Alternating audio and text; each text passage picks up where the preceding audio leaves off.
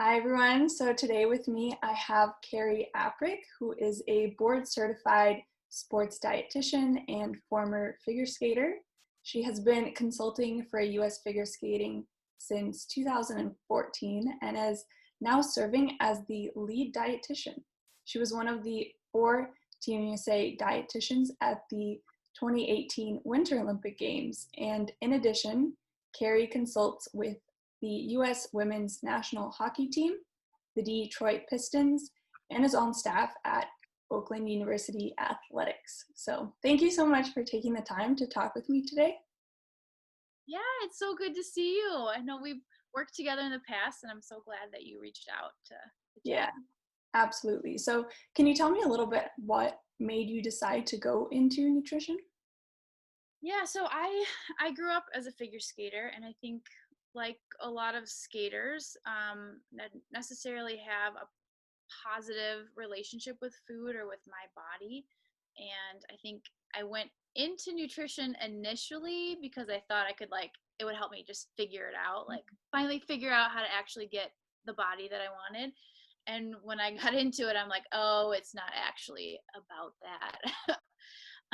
But having that sport background made me just really want to be all in on sports nutrition. And I always knew that I wanted to go down the sports direction versus like clinical or other aspects that you can do with it. I also had an uncle who was an athletic trainer. And so we were just always were around sports all the time, and definitely knew that I wanted to work in it. Yeah, that's what I feel like a lot of the sports professions, they're just former athletes who have had those personal experiences and they want to either create a change or just know a little bit more about the topics in general.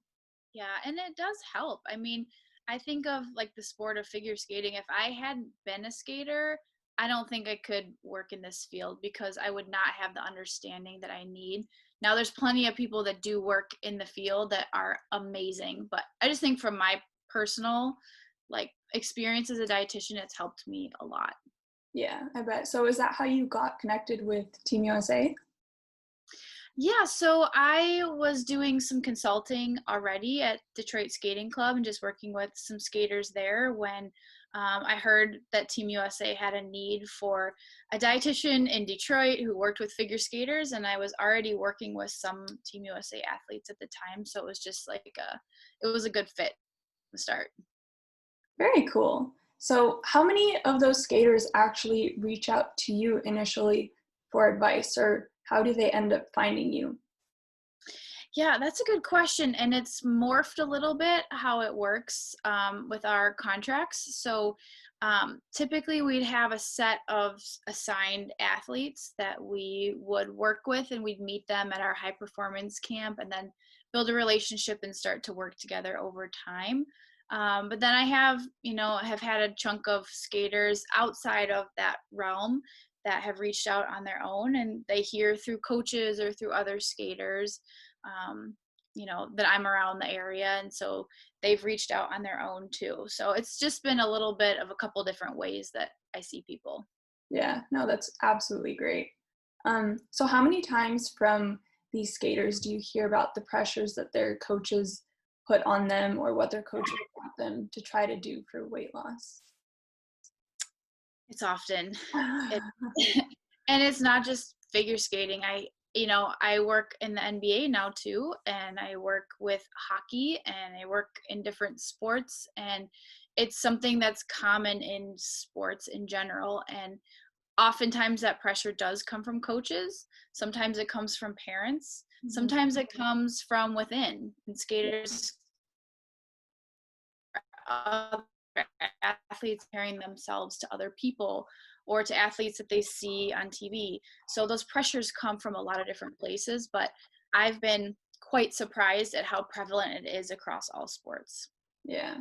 How do you deal with outside sources like parents or coaches that are pressuring these athletes that you're working on to reach a goal? It's very difficult. I'll start by saying that it's really hard. But what I've learned is communication is extremely important, and that sounds so basic and like duh. But if I can build a good relationship with a coach and they trust me and I trust them, then if something comes up that we maybe have a disagreement on, or I would like them to take a different approach, if I've built good rapport and I've established a good relationship with them and I keep them informed, I find that I get better response Mhm. back, and that's not always the case.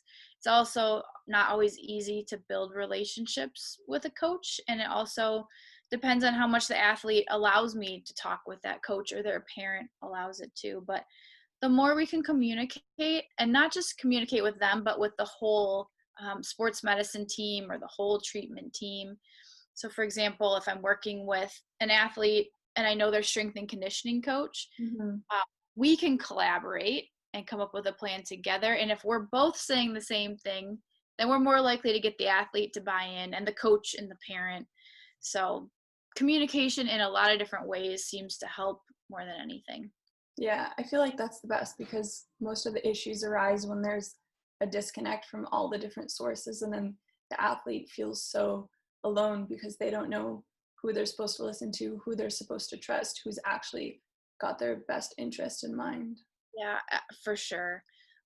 They're caught in the middle and confused, and that just adds to the pressure and the stress. I think the other thing that helps with that is having as much objective data as possible. Mhm. So I think having things like body composition testing or some sort of measurements, which, you know, people may initially think that's a bad thing for body image, but I feel like if the person can utilize that tool appropriately, it's actually something that's very empowering and something that we can use to say, if a coach or a parent or someone's applying pressure to say this person needs to lose weight or they're not at a good body composition, I can say, well, actually, I've been testing her every month for the past 6 months, and her body fat has actually gone down. Her waist circumference has actually gone down.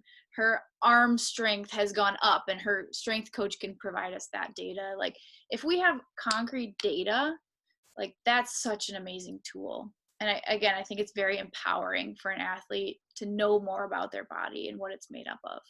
Yeah, because there's so many things that go into it. And I mean, gaining muscle and gaining weight in that sense is not the same thing as gaining fat, and it changes your body differently. But a lot of times, coaches or athletes or parents don't really understand that. They just see your body morphing and changing, and they don't really know why that's happening. And then that can be a source of that pressure. Yeah, and that ties into what we really need to keep doing, do better is educating people, especially with issues around growth and development. Because, like you mentioned, they see a body changing, don't understand why. Well, some of that is just basic science and basic human nature that a female body does this, a male body does this. And my, mentor at the USOPC is like a world expert in growth and development, and she's taught me so much about how the body changes, and it always goes in the same order, and it's a miracle. It's amazing the things that happen and how it's all like a plan that your body carries out. And if you don't understand that, you're going to see the feet get longer, then the limbs get longer, then the hips get wider, then if you don't know that stuff is coming and you don't understand it, then you're probably going to feel frustrated. You may blame the athlete for the changes in their body that are not their fault, Yeah. put realistic expectations on them. So you are the head US figure skating nutritionist.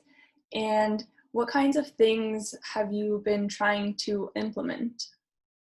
So this is a new role for me. So I'm still, learning, and we're still brainstorming. But I think one of the biggest initiatives that we've all taken um, under us is an education curriculum. So I work with another dietitian, and then our mentor at USOPC, and we've been developing a 2-year education plan along with our US getting doctors and sports psychologists. The whole sports medicine team has weighed in on it as well. And it's tracks of education for skaters, coaches, parents, and officials. And so we're developing that programming now and have been started implementing it.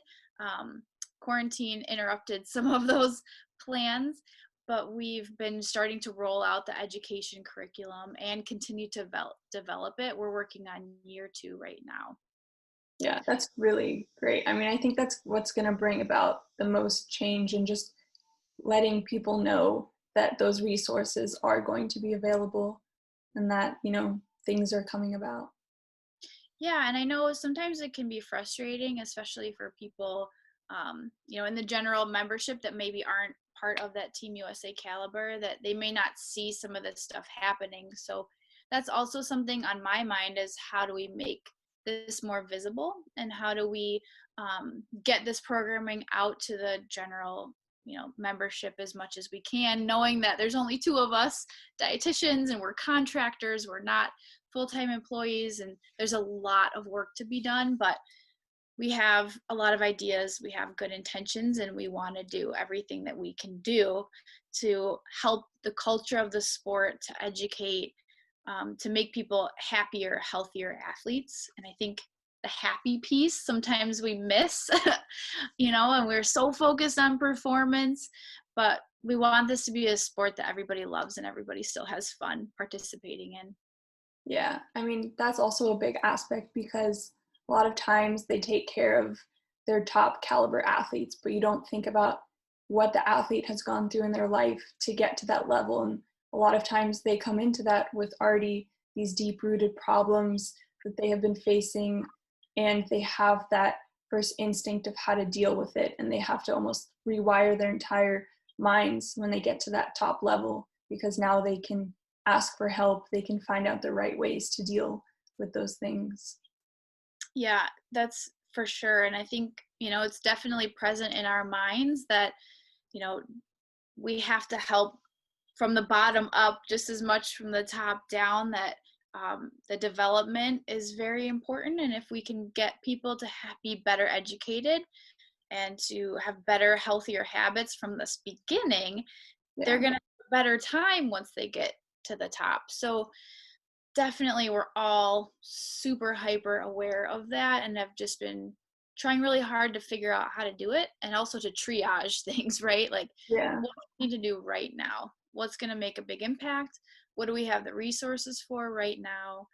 And then just chip away at everything else along the way. yeah. So let's say an athlete comes to you and they have been fueling their body incorrectly for multiple years, and that's kind of their go-to. How do you help them in understanding that there are better and different ways to go about it, and kind of breaking that cycle? Mhm. Well, I think it starts with understanding why those habits started. Like, is that an unhealthy relationship that you have with food? Are you trying to change the way your body looks or your body weighs? Um, where did that come from first? Mhm. And if it's okay, yeah, you want to change your body composition, well, can I offer you another suggestion instead? So we have the same goal, but we're going to get there in a little different way. So I think understanding is key first, then education, then what are the steps it takes to implement that education. And usually we got to start really small, because like you said, if it's been something they've been doing for a long time, I can't ask someone to change it all at Yeah, once. So again, it goes back to that, like, triage. What's the most important thing we need to work on right now? Let's pick 1 or 2 things, and let's try to build some new habits while going towards the goals that you have. yeah.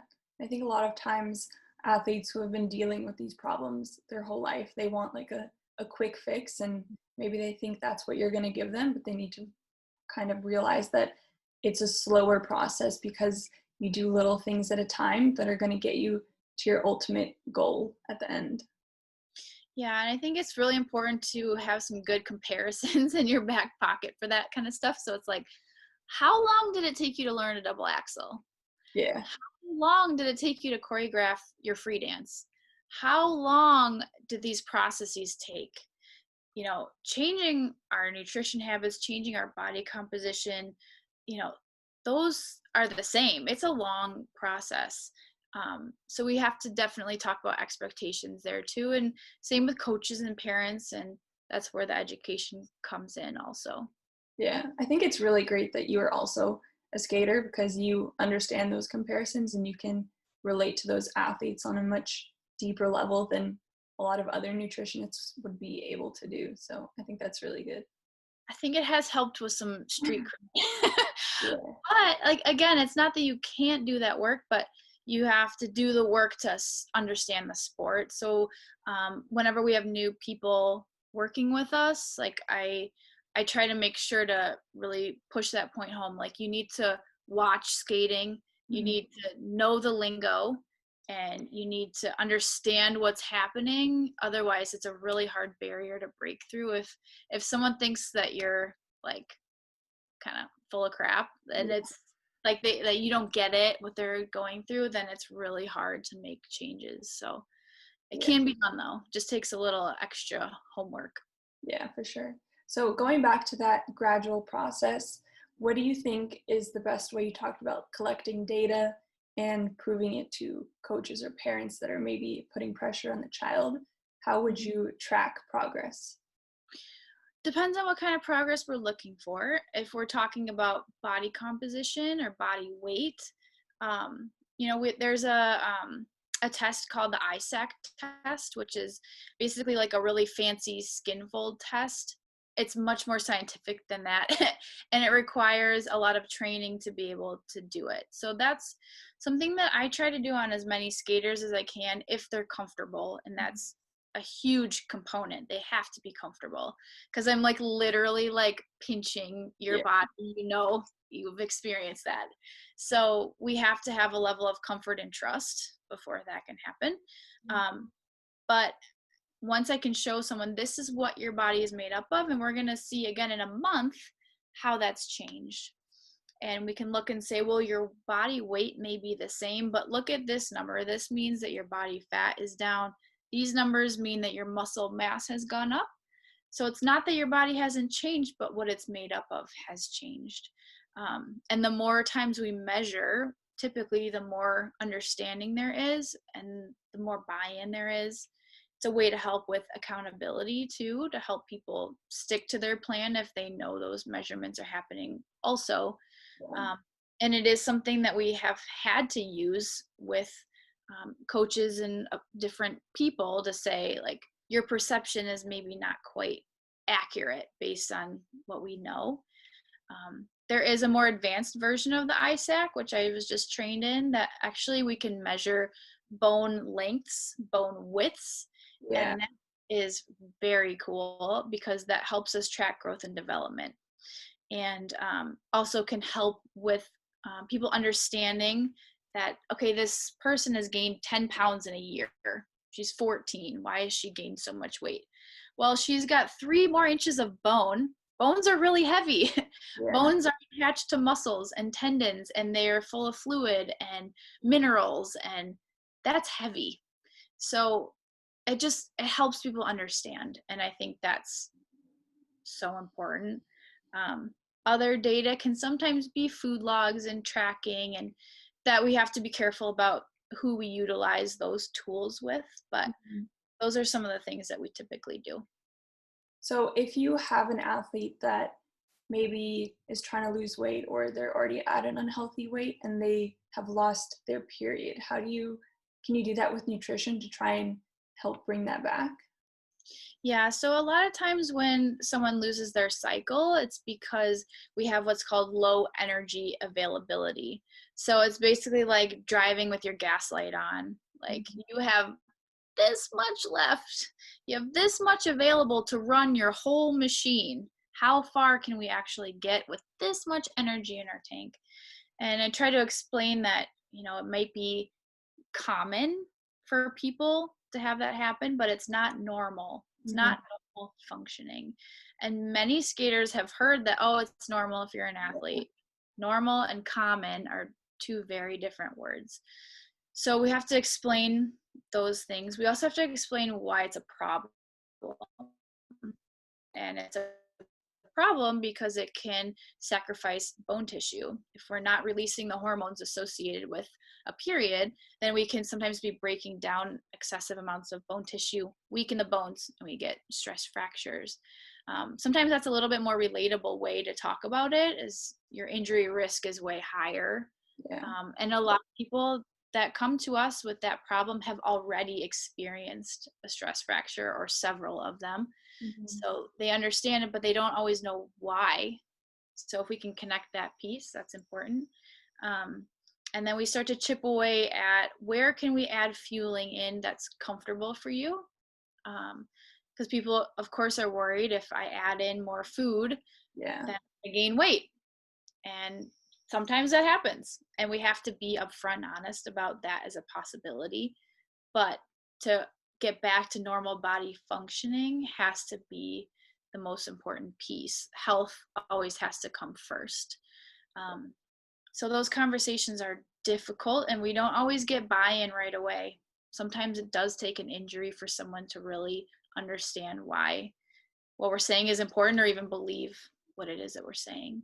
Yeah, I think that's a lot of times what athletes and those around them kind of forget about, is that we're people first. We're not just these machines that are created to work over 30 hours a week and push our bodies to limits that, sometimes they're not meant for. We have to take care of our own health first and then deal with optimal performance afterwards, because when you retire, you have the rest of your life to live healthy and do other activities. And sometimes athletes retire with these lifelong challenges that they're now facing, and they don't really know how to go about it because their entire life they've been go, go, go and ignoring those warning signs.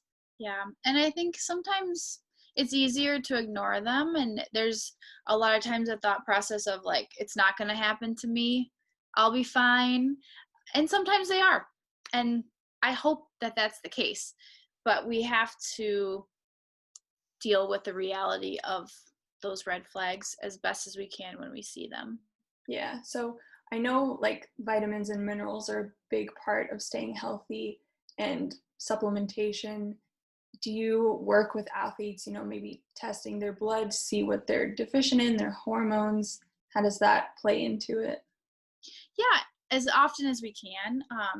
With when I work with the Pistons, it's very easy to get blood work. We can get whatever we need. An environment where obtaining that information is easy to get, and Yeah. price not be an issue.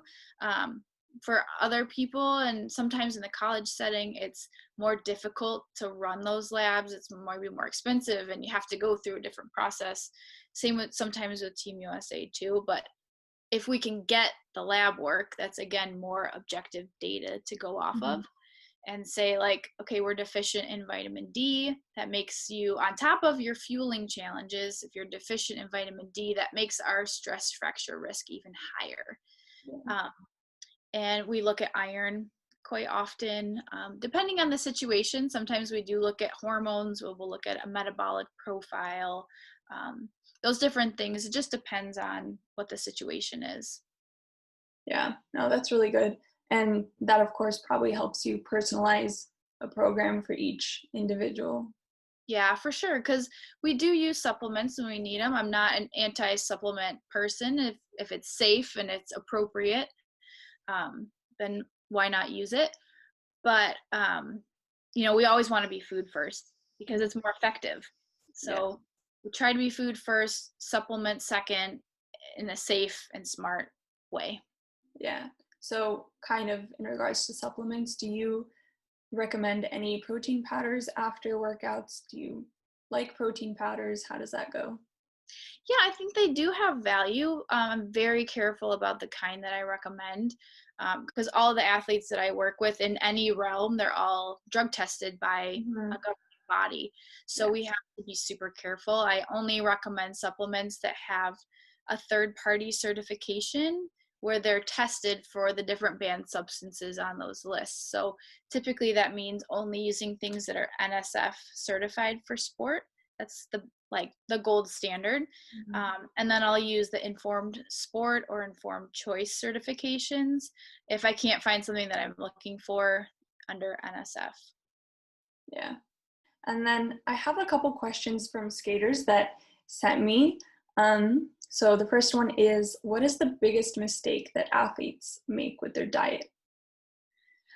I say 100% under fueling themselves.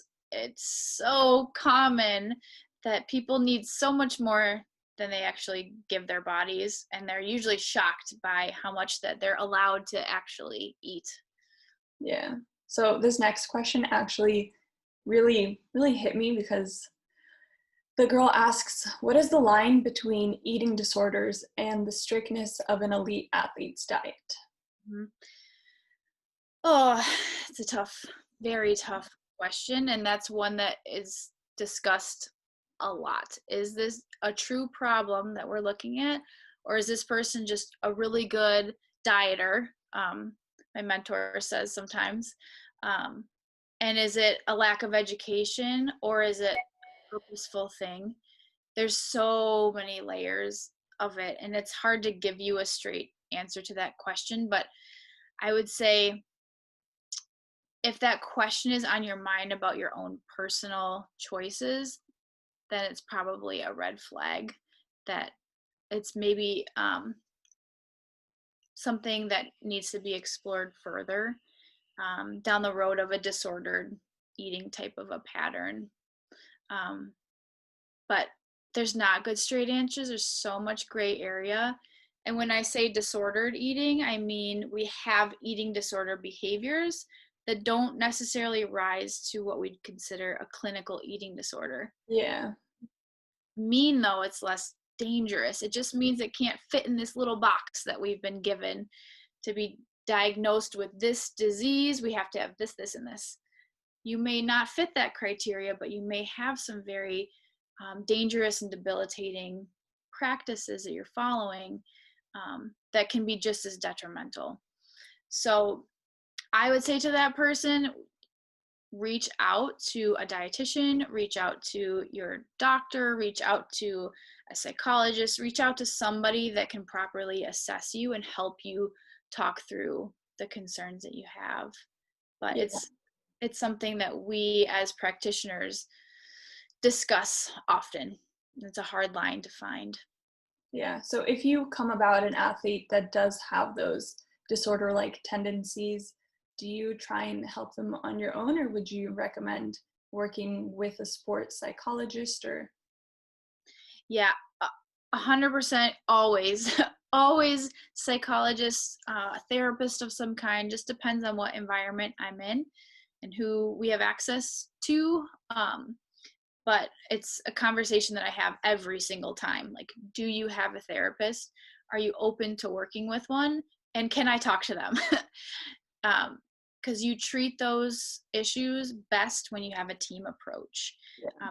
Very, very difficult to treat with just one person's. Just a doctor can't treat it. Just a dietitian can't treat it. Just a psychologist can't treat it. You have to have the whole team. So it's hard, and it's hard for the athlete or the patient too, because it's a lot of expense as Yeah. well. There's not a lot of coverage with insurance. There's so many challenges. So that's part of why trying to treat them as early as possible is better before they get more severe.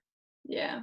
And that's kind of the like loop of the system, is that most of the resources are available to the higher athletes, but if we start out at a younger age, we won't have to spend as much money at that top tier level because they'll be already getting there with healthier habits. Yeah, and I think, one thing that you and I just talked about is how can we help provide resources to, a bigger audience of people. And so that was a really important point that you made that I will take with me, is that how can we make sure that people know, first of all, what to do when those, things happen, and who to look for, who to reach out to, how all of this works. So, Yeah. yeah. So, would you be able to help an athlete look for the right type of sports psychologist? Because I'm sure a lot of them wouldn't even know where to start, who to look for, what qualifications they should have. Mhm. As far as psychologists go, I would refer that question to other psychologists that I know. Mm, I know some really amazing psychologists that I could ask, but to yeah. tell you what those qualifications are, I don't know. As far as dietitians go, there's a database, and you can actually search. If you just Google like find a dietitian or find a sports dietitian, it'll bring up a page where you can enter your location and the type of service that you're looking for, and you can find someone local in your area. Yeah, And I think that'll be really great. yeah, many sports dietitians can help with disordered eating, but not all of us can help with like a severe eating disorder, because that's really its own specialty. So when we get to a certain level of severity, then we will refer those on to others or to a treatment facility also. So kind of just back to diets. Would you recommend a vegetarian diet for an athlete? Um, I don't think you have to be a vegetarian. Um, you also don't have to eat meat. You just have to have a well planned out program that you follow, because it is harder to get certain nutrients with a vegetarian or a vegan diet. But it can be done. And I think I've had to adapt a little bit, because I haven't always been a big fan of the vegan diets. It's harder, but I've had so many people want to explore that it's actually made me better and made me have to learn how to help them. And I've seen a lot of people flourish on those diets as long as we plan it out well and we make sure that they don't have any deficiencies. Yeah. Do you have a recommended protein source for a vegetarian then? Well, it depends on what they're willing to eat. If they're willing to eat dairy and eggs and fish, some vegetarians are, then I would say that's our first step. Those are the highest quality ones that you can find. If they're totally plant-based, then things like tofu, tempeh, edamame, beans, nuts, those need to be a regular part of your diet in order to get enough protein in. Yeah. I just recently bought some tempeh and I was really excited, and I fried it up on the pan with some soy sauce, and it did not taste like what I was expecting it to. Tempeh has a very distinct taste. I like almost anything. I love tofu, but tempeh is a little bit on the bitter side. Did you taste bitter? Yeah. I don't know, whole interesting type of combination of flavors. Yeah. Yeah. You just have to be a little more creative with those types of foods sometimes and experiment with them if you're not used to it, because it's definitely not like cooking other things. Yeah. I really like tofu, but I think that's more what I would stick to if I wanted like a soy-based protein. Yeah, that's usually what I go for too. I haven't perfected the tempeh enough. Yeah. So do you have any thoughts on intermittent fasting? I do. It really is developed for weight loss and developed for a non-athlete population. So I do have a lot of athletes that ask me about that, and I know there's quite a bit of research on fasting and there's some benefits to it, but is it conducive with performance? No. Is it conducive with maintaining your weight? Not really. It's made for weight loss. Mhm. So that's typically something I would, if someone wanted to practice that, it would be more for like an adult population that's more a sedentary person. I see. Yeah. Because I can imagine, I mean, a lot of skaters wake up really early in the morning and trying to do run throughs with no fuel in your body. It's not really going to get you very far. No, and if you really want to skate well, you have to have some fuel in the tank. It's just that's basic science. But we know that a lot of times skaters wake up and go straight to the rink without eating, which is basically intermittent fasting, Yeah. and it always goes super well. Do you have a favorite bar of choice for quick snack for fuel? I'm a big fan of RX bars. I like that they have a limited ingredient list and it's all whole food based. Same with Lara bars. Those are usually my go-to, and they're nice because they're gluten free. So for a lot of athletes with food sensitivities or allergies, so it's easier to have those bars on hand and everybody can eat them.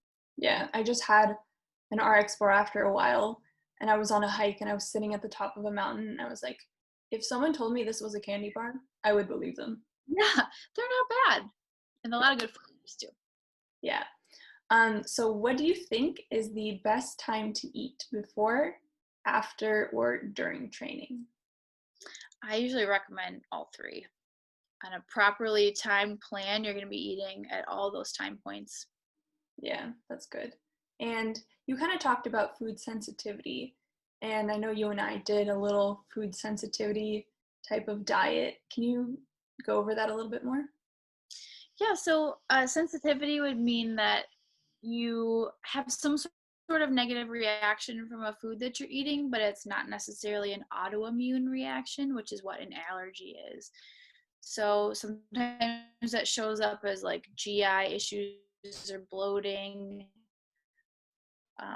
Some people report that they notice like acne or different skin. And sometimes, what we've found, one of our Team US docs on hockey has found that sometimes when people just have so much of one kind of food, they may get some of these sensitivities. And if you remove it for a certain period of time and then add it back in, you can have success reincorporating that food.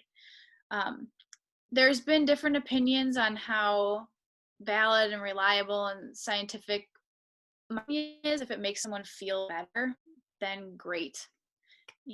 It's not harming them. If we do the elimination in a safe way, then let's give it a shot.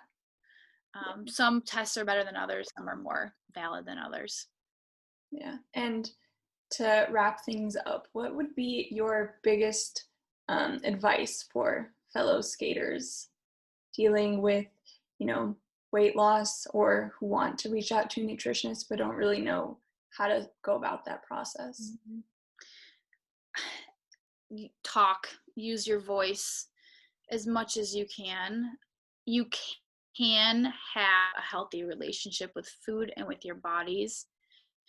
You don't have to live a life of restriction just because it's normal, just because the people at your rink are doing it. Strive to have that healthy relationship with food and your body. That should be higher on our priority list. And I think people will be so much happier and healthier if they accept food and accept the benefits of things that it does for us. And if you're happier and healthier, you're going to skate better. You're going to perform better. You're going to sleep better. The benefits come full circle. It's not just up here, it's our whole body benefits from that healthy relationship with food. But reach out, get help. There's so many dietitians, sports dietitians. It's a huge field that's grown so much. There's people in every city, in every state. And just talk is the biggest thing, and really be a good promoter of that healthy relationship in your rink or in your environment. Yeah, well, thank you so much. I mean, I really think this talk is going to resonate a lot with skaters and hopefully help them, find a better, happier path to optimal performance and optimal health for quality of life. Yeah, thanks for having me on. And I think it's so awesome that you're having these conversations, and coming from you who's been there, it's even more impactful. So thank you too. Yeah, thank you.